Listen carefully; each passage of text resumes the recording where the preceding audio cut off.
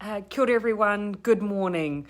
Look, I thought I'd just jump back online this morning to share some of the latest COVID case information that we have. We've been sharing it all morning via the media, via interviews on radio and TV, but just in case you've missed any of that, I thought I would jump on here and share some of that information. So, as you'll recall, just a quick recap. Yesterday we announced that we had a household that had tested positive for COVID-19, 3 members in that household, and that one of those individuals in that household worked at a facility that does laundry for international airline.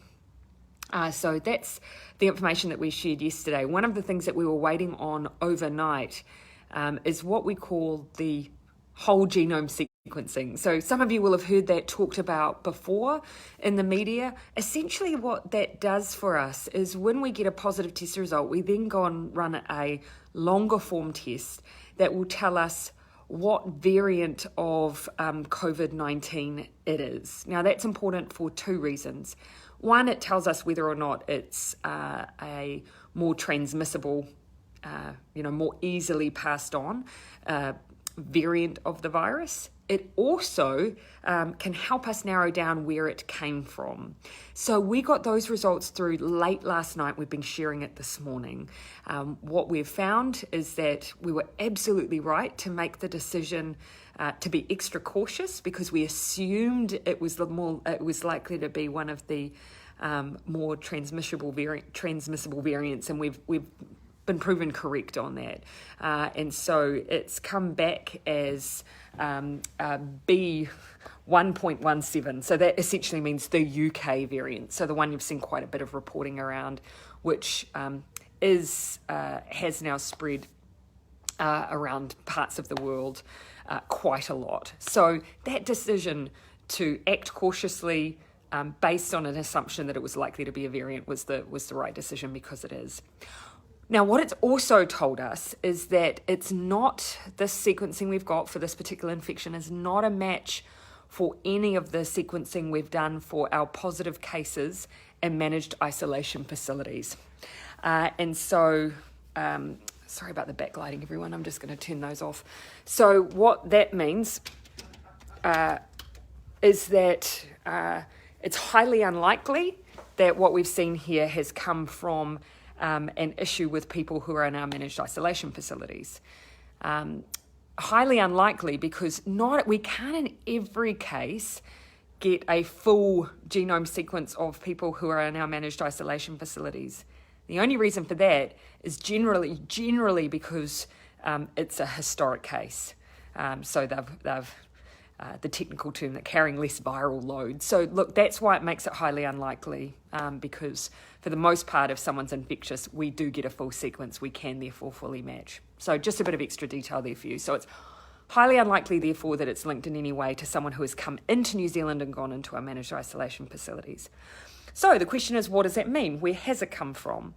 Well, there, of course, are still transit passengers who stay airside in the airport. They don't come out. They only stay in the airport. They're only able to be there for a certain amount of time. We don't let people transit through New Zealand for long periods who, for instance, are going on to other places like Australia.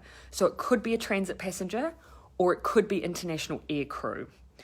Because if they're travelling on an international airline, they are part of those testing regimes rather than our testing regimes.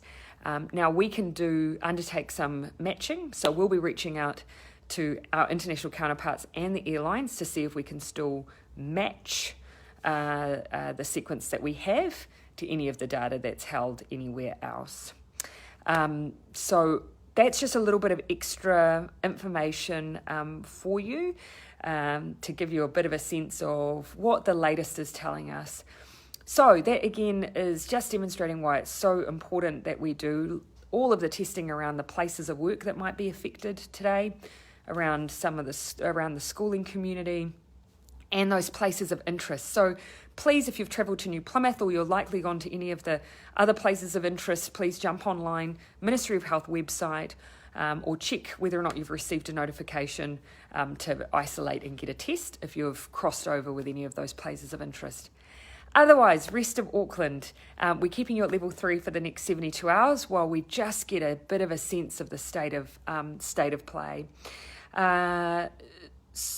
At the moment, of course, people who have travel booked to leave Auckland because that's not their place of residence, or to go home to Auckland because that's their place of residence, those flights will still continue and you will be able to move.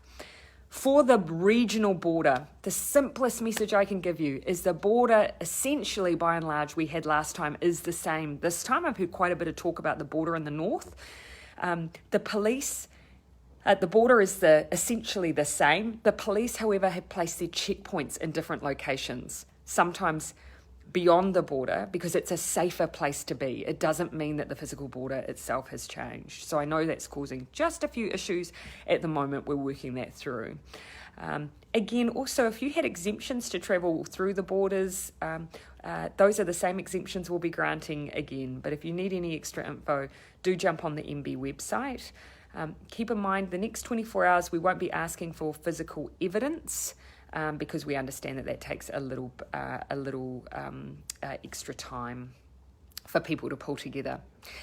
Extra question I've seen, why aren't people in New Plymouth, for instance, at level 3? That's because there's not a suggestion at this stage that is the origin of where this potential case has started. It's Auckland. Yes, we've had someone who's travelled to New Plymouth, but our view is that level 2 and good solid contact tracing, which we're doing now, at this stage is sufficient to cover off all of those, or any potential risk there. If we see any evidence to suggest we need to change that, we will. You'll recall in August when we had the outbreak, we had a similar scenario where we were essentially focusing on Auckland, but we did have travel from Auckland to Whangarei. You'll remember Rotorua and Takaroa, you'll remember that. And remember, we kept them at level 2. So similar situation here, where really what we're trying to focus in on is Auckland, but we're taking a precautionary approach and moving those other areas to level 2. But we're dealing with what we've been calling casual plus contacts in those places, not direct close contact that we've identified. And so that's why we're just asking people who may have been in similar places, check online, check the dates and times, see whether or not amongst those people that we want a precautionary test around. Now, Kyle, you've asked a question. Why are we still letting in people from overseas? Really good point for me to cover off. There is no country in the world that I have found, or that you will be able to find, because we keep checking, that is stopping its citizens from coming home. So no one's doing that, and there's a reason for that, because legally we can't. We can put limits on how many can come back at once, and of course you know that we have a booking regime. We have that so that we can manage how many are coming at once as best we can to reduce risk. But we can't stop citizens from being able to re-enter New Zealand because essentially that would mean we were leaving people stateless. So we have an obligation to let citizens come back to the place that they're legally able to reside, because that is the only place that we can assume people legally can be. So that's why no country in the world has shut its borders totally. The other, I think, important point to remember is that borders just aren't about people. They're about medicine. They're about medical equipment. They're about imports and exports. And we, if you really closed a border, you wouldn't have any of that coming in either, because it does require people from outside coming in to transport those goods, and that continues, of course, to bring with it risk. So hermetically sealing New Zealand is just not possible. It's not, which is why we have all of these protections in place, orders around the way we manage our ports, our airlines, because no matter what, even if people weren't coming, important goods would be, and that brings with it people. Kat, you've asked, with this new case at this stage not connected to managed isolation, is that another risk for us? Not necessarily. It just again demonstrates how tricky this virus is. It means that whilst it does not look like it's been an issue with our managed isolation, it points to the potential of it being something that's happened airside, transit, passenger, maybe international airline crew. We already have people who work airside at airports on a testing regime because we identified that risk. So we're going through again and, of course, checking again with all staff there to see if that's the point where this may have happened. But it's, again, just a demonstration of how tricky the virus is. People have asked whether or not people in Auckland are allowed to travel to their holiday homes. They should be staying put. The only people who should be moving are people who are going back to their place of residence. They should be staying put. And look, we police these things as best we can, but we also ask people to just do the right thing. We are doing this for 72 hours. We will keep reviewing to see how long it's needed to just give ourselves a level of comfort. We ask people to just stick with that. It gives ourselves the best opportunity to get things back under control. All right, everyone. Hopefully, I've covered off most of the questions there that are coming through. People I see are asking about financial support for businesses. If after 72 hours we make a decision that we're going to stay in a level that takes us beyond 7 days, that's when financial support kicks in and it's back paid. So that's how that support works. We've also made adjustments so that businesses in level 2 who wouldn't usually be eligible for the wage subsidy if they're affected to a similar degree with their revenue loss, that there's a mechanism for them as well. I might post a bit more information on that on this thread so that everyone can check that, but we'll be updating everyone on that as we go. Just before I go, Andrew, you've asked why are you calling LSG CICS a laundry establishment? Nope, that's not my intention. What I'm just identifying is that the individual person that we're dealing with did not work in the food preparation area. They worked in the laundry area. So we've had that clarified. So no, LSG does perform a range of different operations, some which are airside, some which are food prep, some which is laundry, but the person that's infected in this case was working solely, as we understand, in laundry. So I hope that clarifies for you. Okay, everyone, thank you for your questions. I'll be staying in touch with everyone, sharing as much information as we can.